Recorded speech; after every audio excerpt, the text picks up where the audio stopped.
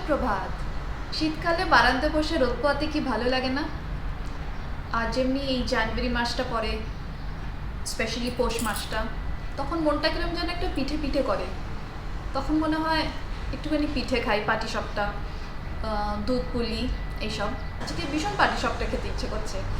যদি এই সময় কলকাতায় থাকতাম তাহলে তো ডেফিনেটলি মা, শাশুড়ি মা এরা বানিয়ে খাওয়াতোই।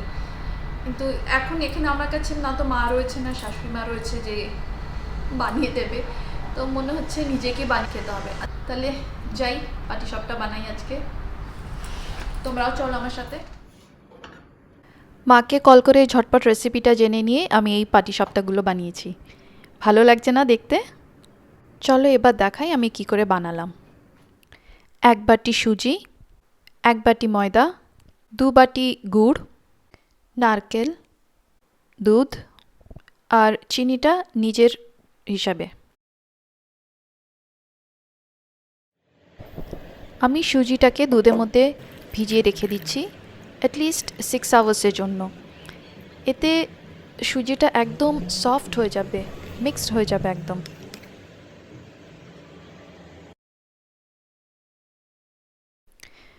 ব্যাটারটা একদম স্মুথ হয়ে গেছে। এই ব্যাটারে আমি 1 কাপ ময়দা অ্যাড করব। অ্যাড করে এটাকে আবার ভালো করে মিক্স করব। এটার মধ্যে আমি আরেকটুখানি দুধ অ্যাড করছি যাতে ব্যাটারের কনসিস্টেন্সিটা ঠিক থাকে। এইবার একদম পারফেক্ট টেক্সচারটা এসেছে। এবার আমি একটু সুগার অ্যাড করছি আর আখের গুড়। এখানে পাটালি পাওয়া যায় না, সেই জন্য আখের গুড় দিয়ে কাজ চালাতে হচ্ছে। কভারের জন্য খুব মিষ্টি করার দরকার নেই, সেই জন্য মিষ্টিটা হালকা হলেই হবে। Batter finally ready. এবার আমি নারকেলের পুরটা বানাবো।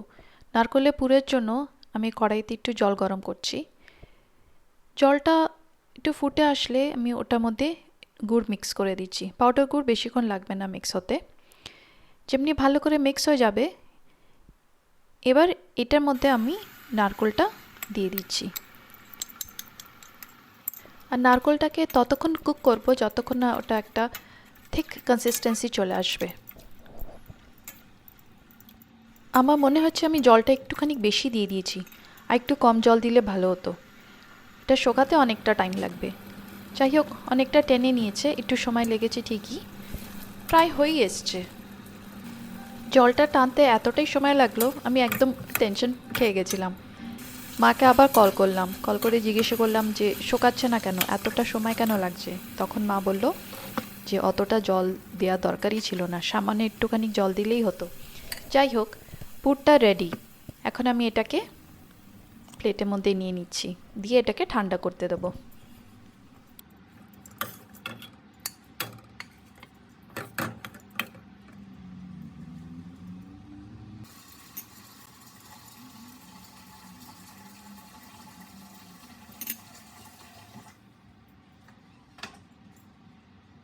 এইবার ফাইনাল স্টেজ, পাটিসাপটা বানানোর পালা। ট্র্যাডিশনালি পাটিসাপটা তো চাল দিয়ে বানানো হয়, আর ছোটোবেলায় দেখেছি ঠাকুমাকে ওভারনাইট চাল সোক করে রাখতো জলে। নেক্সট ডে সকালবেলায় শিল নোড়াতে ওই চালগুলোকে পেস্ট বানিয়ে তারপরে সেটা দিয়ে পাটিসাপটা করা হতো। আর ওই সময় তো ননস্টিক প্যানও ছিল না, লোহার তাওয়াতে করতো। জানি না কি করে পসিবল হতো ওটা। আমি তাওয়াটাকে তেল দিয়ে একটু গ্রিস করে তারপরে ব্যাটারটা দিচ্ছি।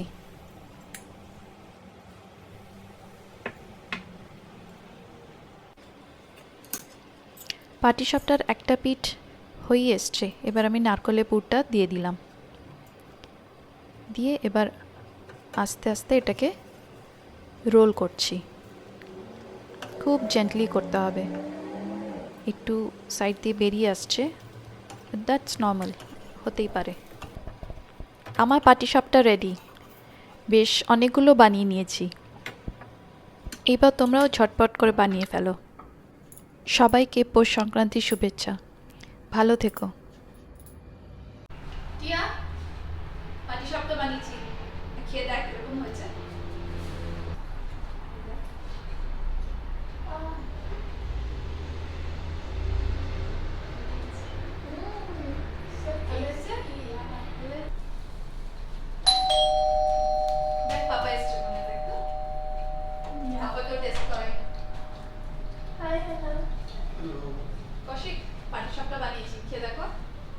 এখনই খাও। ঠিক আছে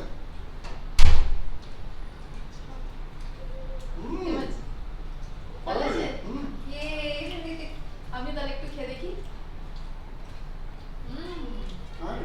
Not bad. আরেকটা নাও। জুতো তো খুলতে দাও, জুতো হাত করে দুই পরে তুই নিবি? পরে তুমি খাও। পাটিসাপটা একেবারে জমে গেছে। তিনবার দিয়েছি। বাই। সবাইকে পৌষ সংক্রান্তির শুভেচ্ছা, ভালো থেকো আর পারলে আমার চ্যানেল সাবস্ক্রাইব করো being Probashi. Thank you to all my subscribers. Bye bye, ভালো থেকো।